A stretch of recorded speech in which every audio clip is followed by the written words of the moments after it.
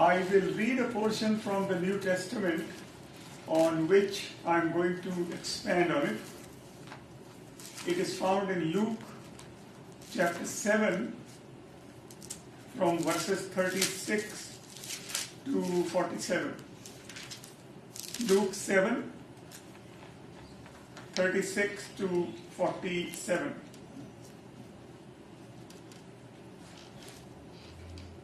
One of the Pharisees asked Jesus to eat with him, and he went into the Pharisee's house and took place at the table. And a woman in the city, who was a sinner, having learned that he was eating in the Pharisee's house, brought an alabaster jar of ointment. She stood behind him at his feet, weeping, and began to bathe his feet with her tears, and to dry them with her hair. Then she continued kissing his feet and anointing them with the ointment.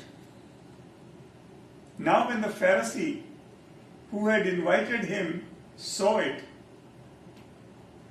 he said to himself, "If this man were a prophet, he would have known who and what kind of a woman this is who is touching him, that she is a sinner."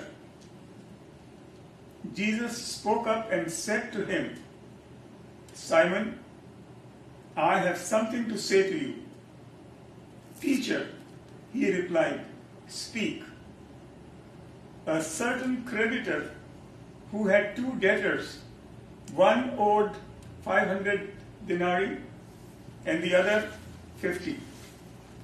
When they both could not pay, he cancelled their debts for both of them. Now which of them will love him more? Simon answered, "I suppose the one for whom he cancelled the bigger debt."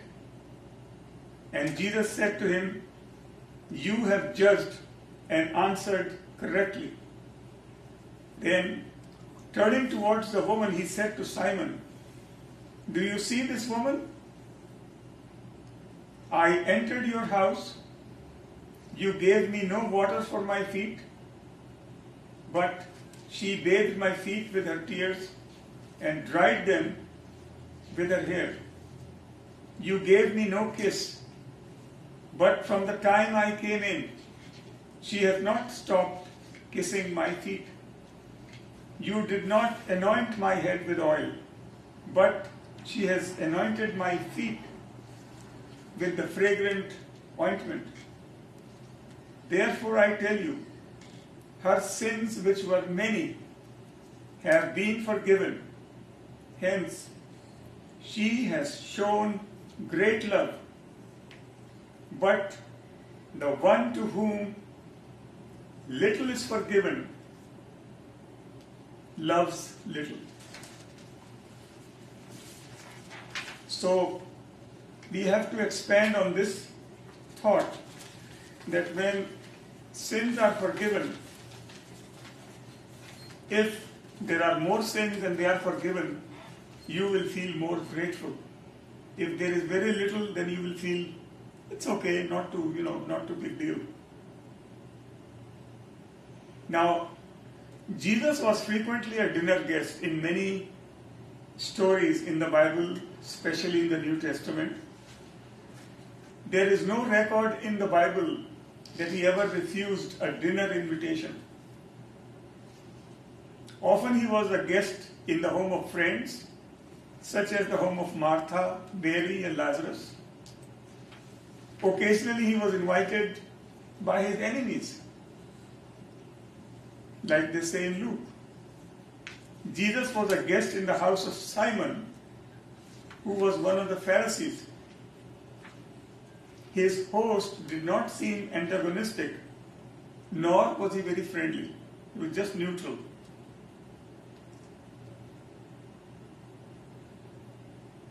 And he was curious about Jesus, wondering whether Jesus was really a prophet. So he knew him, but he wanted to make sure that he was a prophet. One must recall the customs at that time to understand the situation. Because we have to go back to the time when this thing happened as to what the situation was, not what it is today, because things have changed over 2,000 years.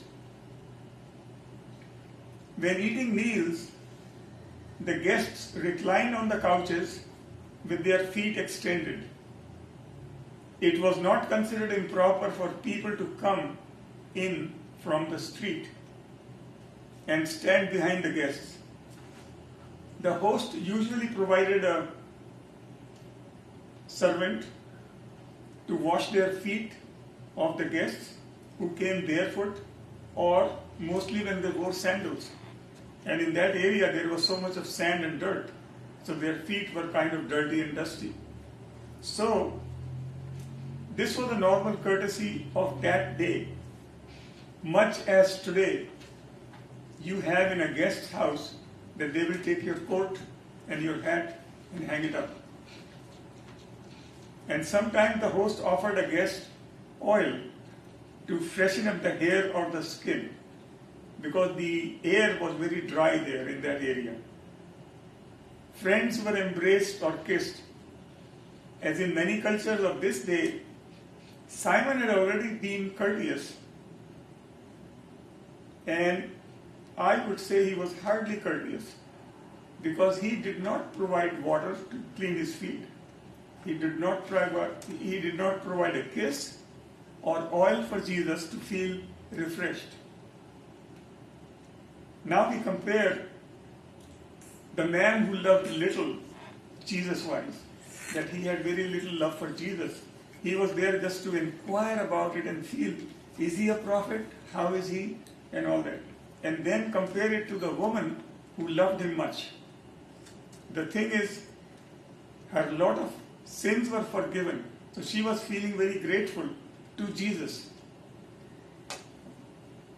So what we here see is, during the meal, a woman came in and stood behind Jesus. Simon knew her. He knew her as a sinner. She was probably a prostitute. During one of Jesus' many conversations that are not recorded, he had led the woman to salvation because she had accepted the forgiveness of God and was a sinner saved by grace. What should be more appropriate than to ask and take a costly alabaster box of perfume, which probably she had been using to make herself attractive to her customers, to make herself more acceptable to the people who come to see her, and anoint the feet of this man who had given her a new life. As she looked at Jesus in adoring gratitude, her tears gushed forth. She had not meant to do this, perhaps even with some embarrassment. She loosed her long hair, tresses, and wiped away the hot tears. Her gratitude caused her to grasp the feet of Jesus and kiss them again and again. Now what happens to Simon who was there? Simon was disgusted. He thought to himself, this man, if he were a prophet, should have known who and what manner of woman this one is who is touching him, for she is a sinner. Simon was wrong. Jesus knew the woman and he had allowed her to touch him. He knew Simon also, just as he knows you and me. So he told Simon a story to let him straight.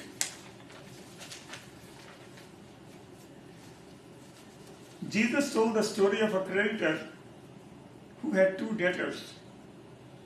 One debtor owed the creditor 10 times as much as the other. When the debtors could not pay, the creditor forgave them both. Jesus asked Simon, which of them will love him more? Simon correctly answered, I suppose the one he forgave the most. Simon personally had no love for Jesus. He had not asked for forgiveness of his sins. He was not even aware that he had any sins for which to ask forgiveness. His lack of affection for Jesus was demonstrated by his failure to provide water for his feet, oil for his hair, and an affectionate welcome. Now, lack of affection can be demonstrated by what you omit or what you do. It can be both ways.